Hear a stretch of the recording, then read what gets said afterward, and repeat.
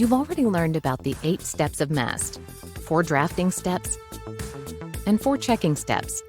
Today, we'll take a closer look at the 4 checking steps.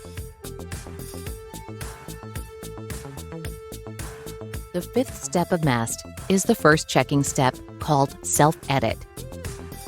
In this step, the translator compares the translated draft with the source text, correcting errors such as missing details, added elements that were not in the source, and spelling, punctuation, and grammatical errors.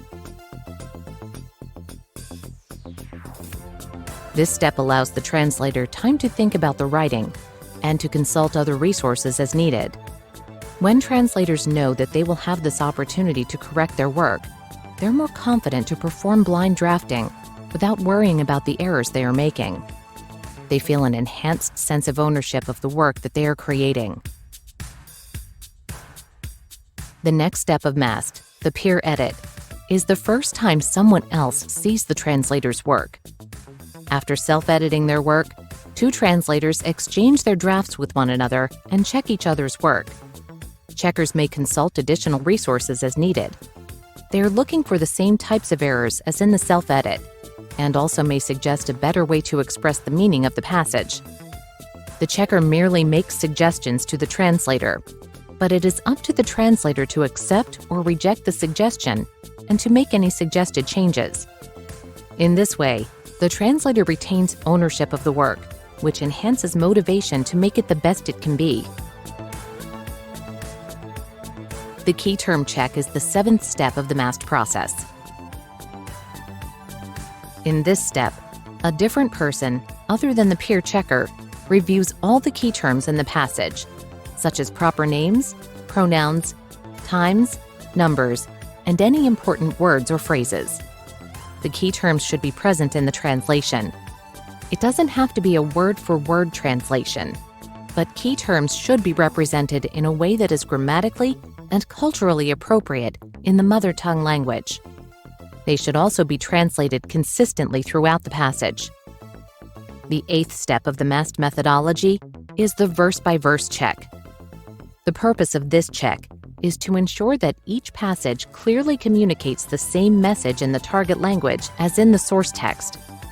This check is best performed by 3 people: the translator, an interpreter, and the checker. The translator reads out loud one verse of the newly translated text in the mother tongue.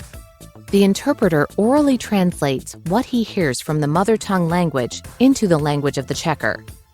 The job of the checker is to take what the interpreter says and compare it to a reliable source text to make sure that the meanings match.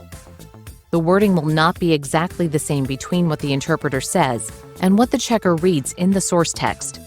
However, the important things are that the meaning is the same and that all the dates, names, and important events are represented accurately in the translation as they are in the source text. The checking steps are different from drafting steps because there is no time limit. You can spend as much time as needed to discuss and research in order to improve the text. Now try the checking steps for yourself on the draft you did previously. Did you find many errors in the first draft? Did the checking steps help improve the draft? Is it clearer and more accurate? In summary, you should be able to see how the 8 steps – consume, verbalize, chunk, blind draft, self-edit, peer edit, key term check, and verse-by-verse check – combine to produce a draft that is clear, accurate, and natural. This methodology enables native speakers to translate scripture faster than ever before. Thanks for watching.